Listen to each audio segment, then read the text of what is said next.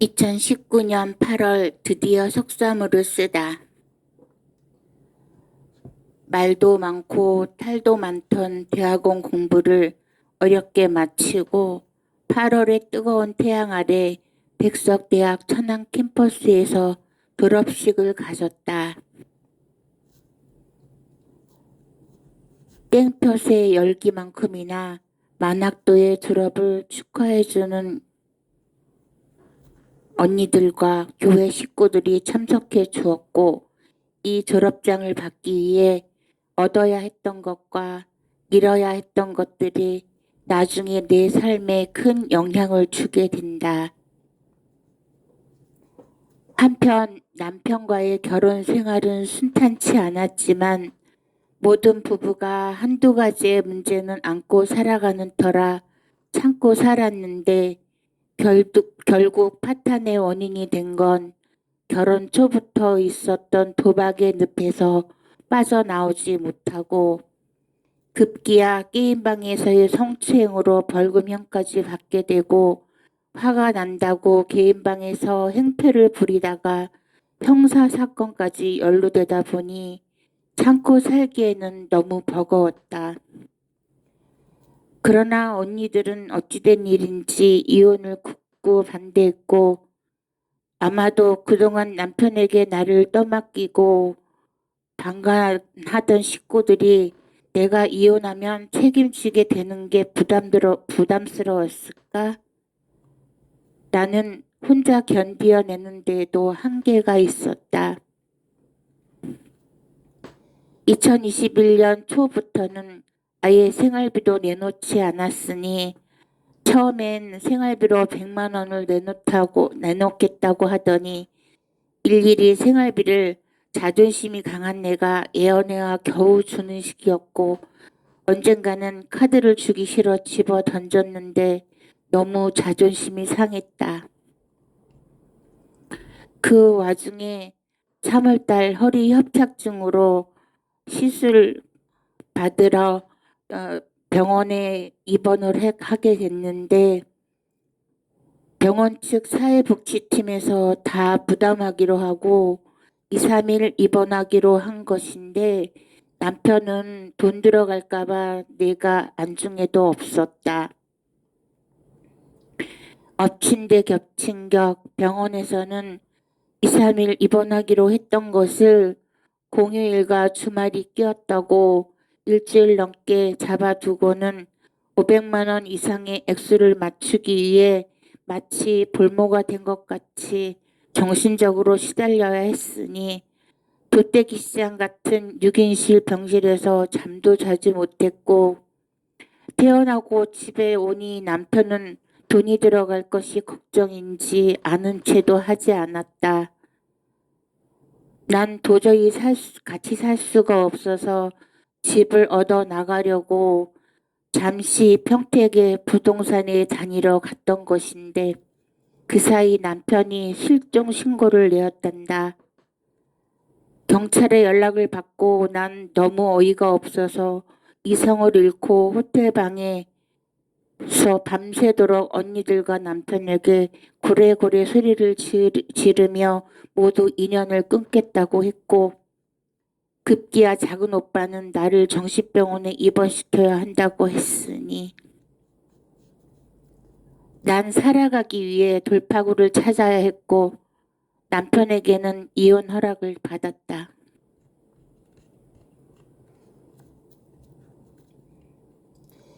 2021년 3월 오산에서의 삶. 오산에 오피스텔을 정하고 남편과 방세에서 반으로 나눈 200만 원으로 300만 원의 보증금에 이사 비용까지 여자의 몸으로 며칠 만에 도망치듯 떠나오기까지 어떻게 그런 일을 할 수 있었는지 지금 생각하면 살기 위한 몸부림이었다. 그나마 주위 지인들이 내가 구하지 않았어도 아름아름 도움을 준 덕분이었다. 정말이지 그때만 생각하면 어떻게 그동안 참고 살아왔는지 의심스럽다.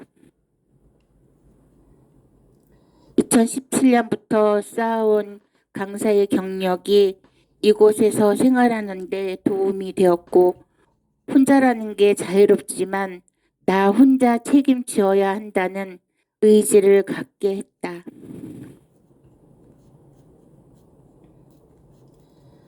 도망치듯 떠나온 오산에서의 삶은 자유로웠다. 항상 누군가에게 감시당하듯이 얽매여 살면서 나 혼자만의 의지대로 살 수 없었던 과거의 나는 막내라는 이유로 부모님 살아계실 때야 순종했지만 나 나름의 의지와 판단이 결국엔 틀리지 않았음에 가족들의 억압과 지시에 반기를 들고 싶지 않았는데 그것이 족쇄가 되어 나의 발목을 붙잡게 되는 경우가 되다 보니 나는 이제는 철저히 나의 삶을 살아야 했고 그 판단은 옳았다.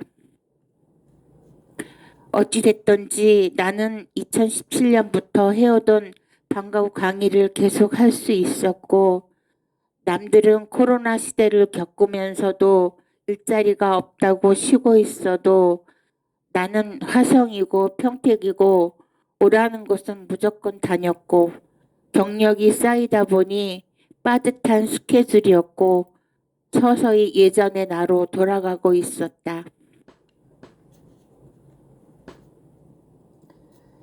그러던 중 군포 시민합창당 단원 중 문화체육관광부에서 생활사 기록가를 모집한다는 소식을 듣고 곧바로 도전하여 활동하게 된다. 당시 코로나로 인해 많은 사람들이 고통받으면서 살고 있었으니 문체부에서 옛날의 조선왕조실록처럼 기록물을 만들기로 한 것이었다. 조선시대에는 모든 기록을 필사해야 하는 것이었지만 현재의 디지털 시대에는 기록물도 다 디지털화되어 영상으로 인터뷰하고 그 기록을 글로써 풀어 문서화하는 것이었는데 나의 취향과 잘 맞기도 했고 대학원에서 상담 인터뷰를 했던 것이 도움이 되었다. 또 생활비를 조금이라도 더 벌어야 해서 재미있게 일하면서 돈도 벌 수 있었다.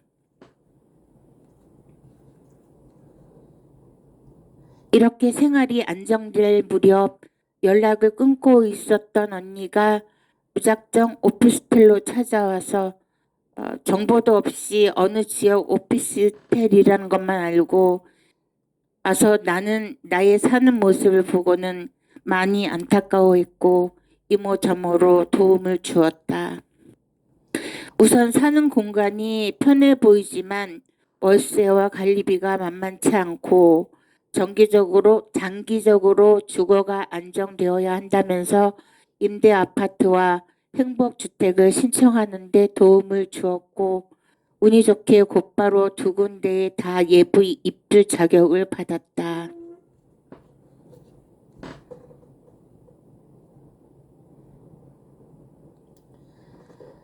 한편 남양주의 오빠는 계속 연락하고 있었다. 오산에 오피스텔 오는 것을 좋아했고 그 아픈 몸을 2~3시간이나 걸리는 거리를 오직 나와 함께 있고 싶은 마음에 이구실 저구실을 대며 찾아왔고 나는 밥 한 끼라도 정성스레 만들어 대접했다.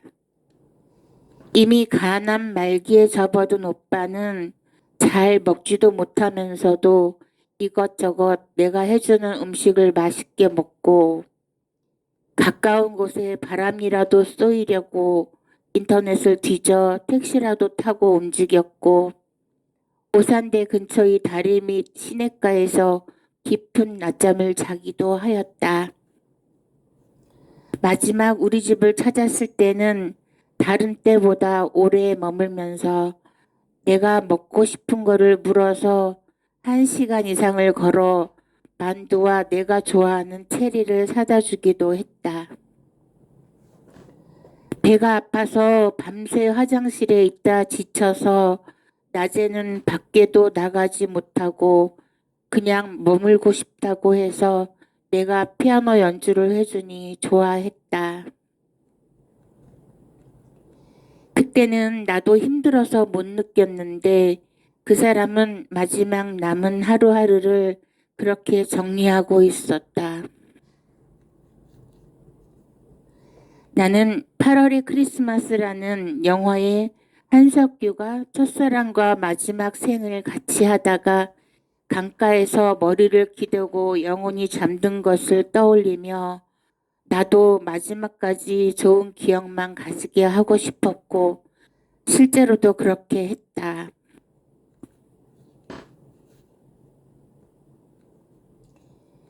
그와의 마지막 크리스마스는 내가 힘들어서 남양주까지 갈 수 없으니 그가 강변까지 나오겠다고 했다. 나는 코로나 때문에 접종 안 한 환자는 음식점에 받아주지도 않기에 미리 인터넷으로 양해를 구해 음식을 먹게 했고 오빠는 좀 더 같이 있고 싶어 하는데 몸에 마비가 오자 택시를 불러 집에 태워 보냈다. 그 와중에도 오빠는 컴퓨터로 나에게 영화를 다운받아 보내주었고 컴퓨터 할 기운도 없는데 내가 움직이게 하니 내가 의사보다 낫다고 하기도. 그렇게 하늘나라 가기 불과 보름 전까지 나를 만나러 나왔으니 지금 와서 생각하니 오빠가 나를 많이 좋아했나 보다. 보통의 의지로는 도저히 움직일 수 없는 상황이었는데도 끝까지 병원에 입원하지 않고 집에서 자가 치료하였으니 정말 인내가 대단했다. 마지막 한 달가량은 카톡 누를 기운도 없어 했다. 가여운 사람. 그 아픔 시간을 나와 소통하며 인내하고 이겨냈을 그 사람. 많이 아팠을 텐데. 그 와중에도 내가 면접 보는 것, 학교에 합격해서 수입이 얼마나 되는지도 꼼꼼히 챙겼고 같이 기뻐하고 감사했다. 그때는 내가 너무 힘들어서 고마운 것도 몰랐는데 지나고 생각하니 나의 열심히 살아가는 모습을 24시간 응원하고 있었다. 아마도 우린 전생에 못한 사랑을 이 생에서 해결하고 간 것이 아닐까.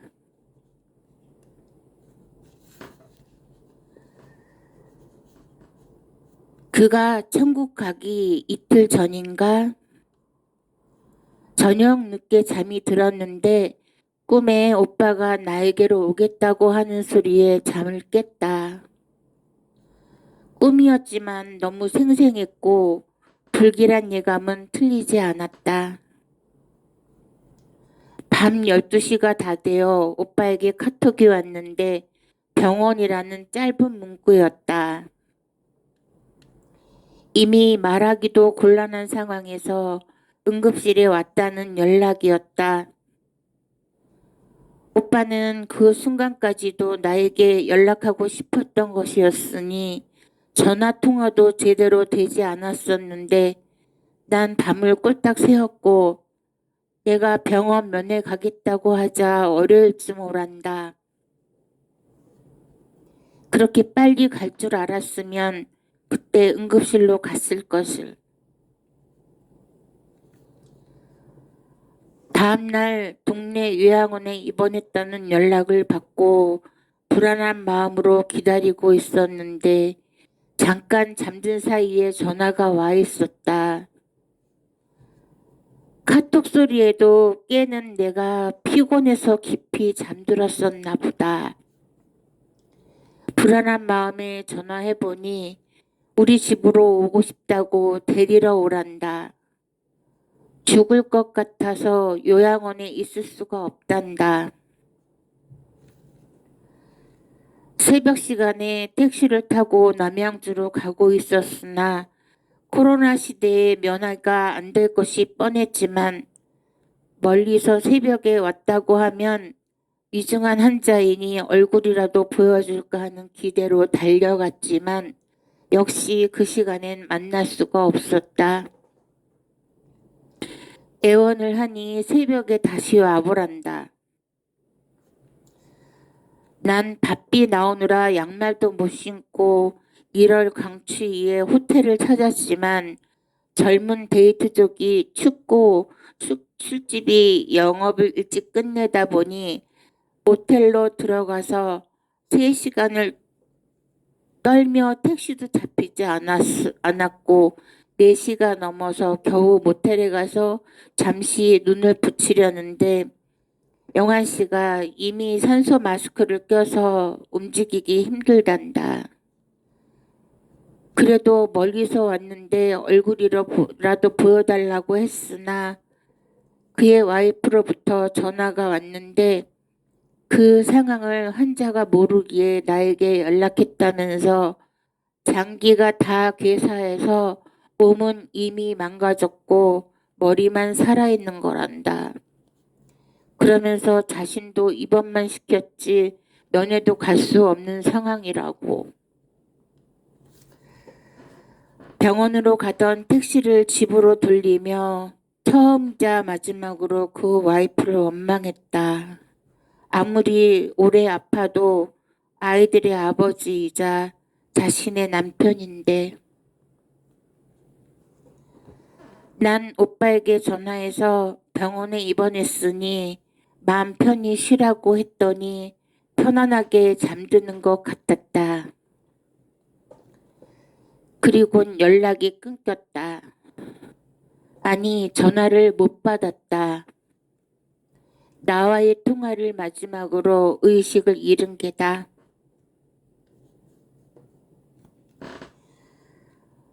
집으로 와서 지친 마음에 잠이 들었다가 오전에 와이프로부터 부고장을 받았다.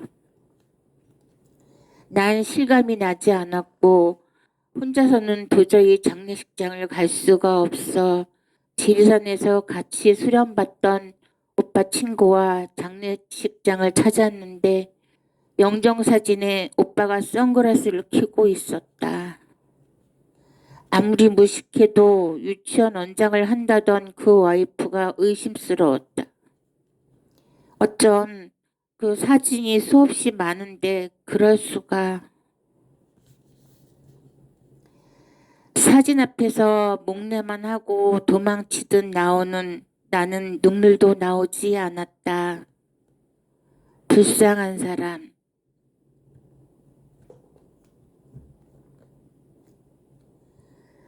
그 사람이 그렇게 훌쩍 떠나고 벌써 반년이 지났다. 처음엔 정말 머리가 하얘져서 눈물만 흘렸다. 그냥 바쁘게 생활하다 누우면 그냥 눈물이 흐른다. 그리곤 그동안 나한테 섭섭하고 힘들게 한 것만 생각났다. 그렇게 허망하게 갈 거면서 죽는 순간까지 집사람한테 나를 만나는 것을 허락을 받아야 하는 그 사람을 이해할 수 없었다. 난 그냥 마지막 가는 힘든 시기에 옆에 있어준 도움이 받게 되지 않나 하는 생각도 들었다. 어찌됐든 난 사는데 바쁘고 고달퍼서 일하며 돈 버는 데만 열중했고 이제 힘들게 자리도 잡고 생활 터전이 좋아지니 마음도 한결 나아졌다. 2017년부터 일해온 강사 자리를 잡고 교육 환경이 너무 달라져서 가르치는데 혼돈이 왔지만 5년 만에 아이들에게 인기 강사가 되어 있었다. 거의 태어나서 처음으로 혼자 몸으로 자유를 누리게 된 것이 정말 좋았다. 문득문득 떠오르는 그 사람 생각이 날 때면 혼자서 살짝 눈물 짓곤 했다.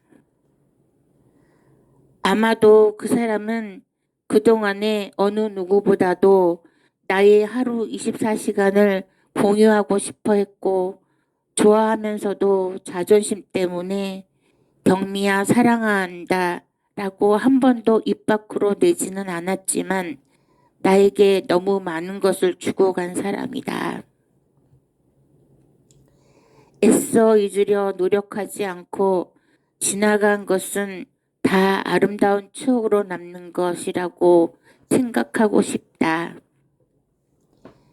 이렇게 시간이 지나다 보면 그때는 정말 그리움이 아름다운 추억으로 남아있겠지.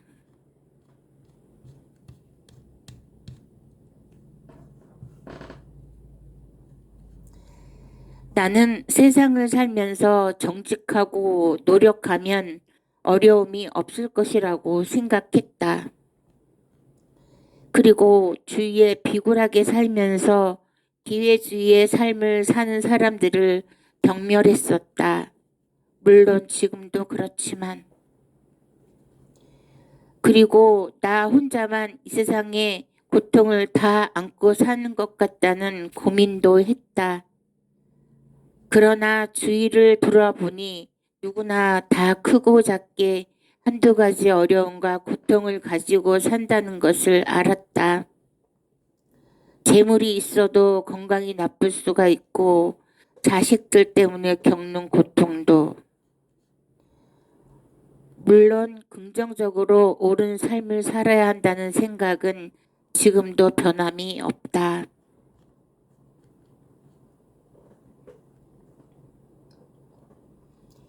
(2022년 3월) 오산에서의 1년 삶을 정리하고 임대 아파트에 들어가기 전까지 곰팡이와 바퀴벌레로 들썩이는 골방에서의 삶은 생각하기 싫을 정도의 열악한 환경이었지만 난 희망이 있기에 웃으며 지낼 수 있었다. 2022년 6월 29일 힘들었던 60년을 마무리하는 점을 찍고 임대 아파트에 입성했다. 내가 태어나서 처음으로 이렇게 좋은 공간에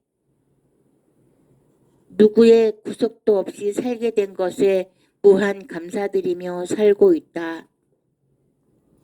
나에게 아픔을 주었던 가족이지만 그래도 피를 나눈 형제이고 혼자서는 살 수 없는 사회적 동물이다 보니 또 그렇게 적응하며 사는 것인가 보다.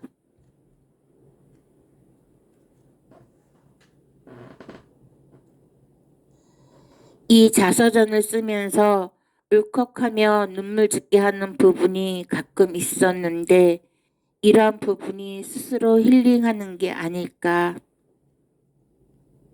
되돌아보면 아마도 새로운 삶을 살기 위한 다지기 작업이 아니었나 싶다. 이런 나를 두고 혹자는 유아적인 사고방식으로 산다고 비난하고 누군가는 상대방의 단점을 드러내어 고치려 하는 사람도 있었다. 특히 가까운 사람들이 상처를 주는 경우가 많았는데 나는 그렇게 생각한다. 누구나 다 귀한 하나의 인격체이며 자신의 장단점을 알고 스스로 노력하는 것이지 굳이 상대방의 단점을 드러내어 부정적인 영향을 주는 것은 인간관계에 도움이 되지 않는다고.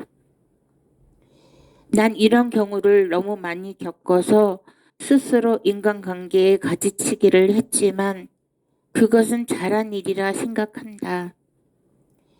너무 순수하고 바보 같은 삶을 살았지만 난 또 그렇게 살게 될 것이다.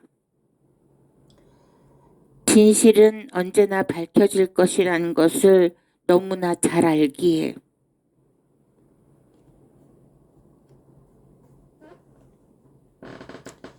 비하인드 스토리 1. 대학에 들어가서 새내기 신입생이 되고는 미팅도 하고 다른 학교 축제나 기숙사 오픈하우스 등 공부보다 나름 즐기고 싶었다. 학비는 걱정이 없었지만 교내 식당밥 400원짜리도 내가 사야 직성이 풀리는 품위 유지비를 벌기 위해 1학년 겨울방학 때 종로 이가의 소노라마의 클래식 음악다방에서 DJ를 했었다. 그 당시 음악 좀 한다는 남녀 대학생들에게 DJ는 고급 알바이였다. 그곳의 음악다방은 카운터 뒤에 창문 안에서 멘트도 없이 클래식이라는 게 한 악장을 틀어놓으면 30분씩 이어져 가는 것이어서 나중에는 밀폐 공간에서 갇힌 기분이 들 정도였기에 일반 팝송과 가요를 하는 다방으로 진출했고 신림동 289번 버스 종점 부근에서 보조 DJ부터 시작했는데 적성에 맞았던지 주 DJ와 대화하듯이 멘트를 했는데 그게 소문이 나서 맞은편 라이벌 다방에서 스카우트 제의까지 들어오게 된다. 급기야 사촌 오빠 친구가 가수 이용복 매니저라서 소개를 받아 가수의 차 뒷좌석에서 대면하게 되어 무교동 다방에 소개를 받게 되는데 나는 그때 고민하게 되고 휴학하고 있기는 했지만 학업을 마치기 위해서 정중히 거절하게 된다. 만약 그때 본격적으로 DJ에 나섰다면 어떻게 되었을까?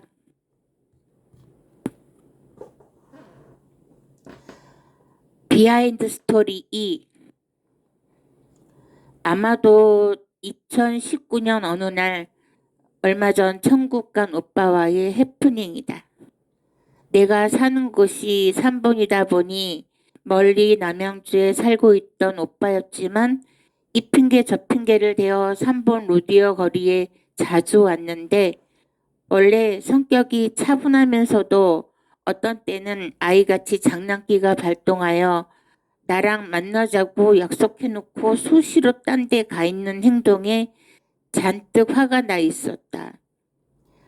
1시간 이상을 시갱이 하다가 드디어 이마트 길 건너편에서 날 보고 오라고 하기에 더욱 화가 난 나는 건너오는 오빠에게 줄이 달린 핸드백으로 냅다 때렸는데 발이 빠른 오빠는 한 번은 맞아주는 척하고는 이마트 앞 벤치 근처를 원을 돌며 피했고 난 뺑뺑 돌며 허공에 핸드백 세레모니를. 아마도 영상으로 찍어놨다면 재미있는 증거가 되었을 뻔. 졸지에 그곳 벤치에 앉아 있었던 사람들의 좋은 볼거리가 되었었던 우픈 얘기가 있었었다. 시간이 흐르고 다시 오지 못할 순간이었지만 더 아쉬운 것은 그 추억을 같이 할 수 없다는 게 서글프고 이젠 다시 볼 수 없다는 게 허망하고 가슴이 아려온다.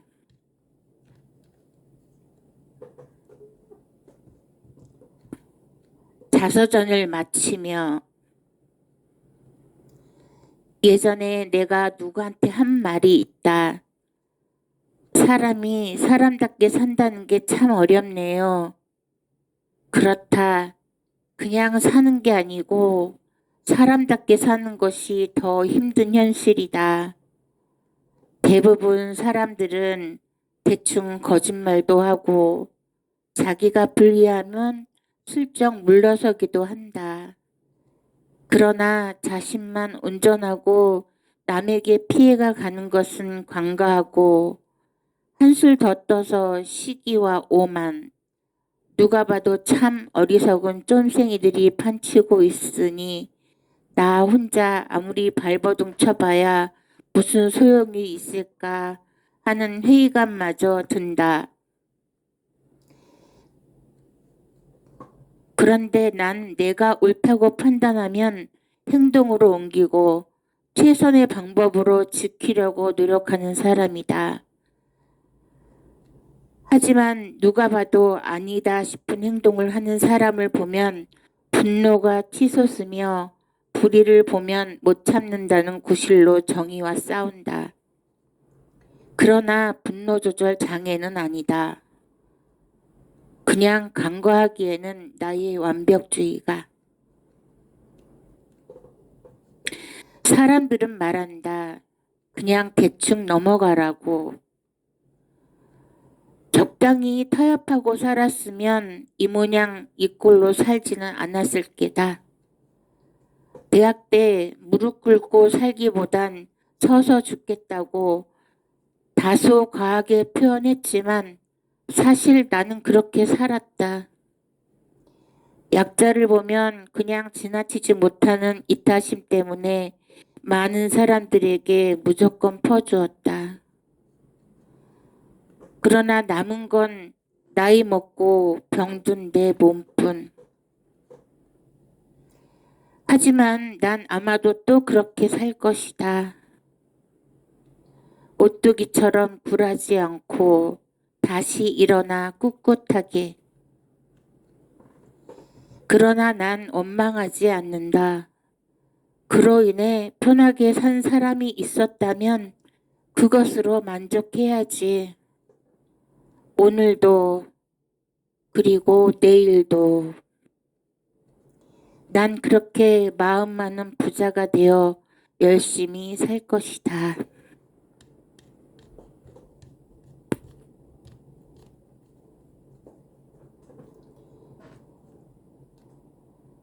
긴 방황을 마치고 자서전을 정리해 보았다.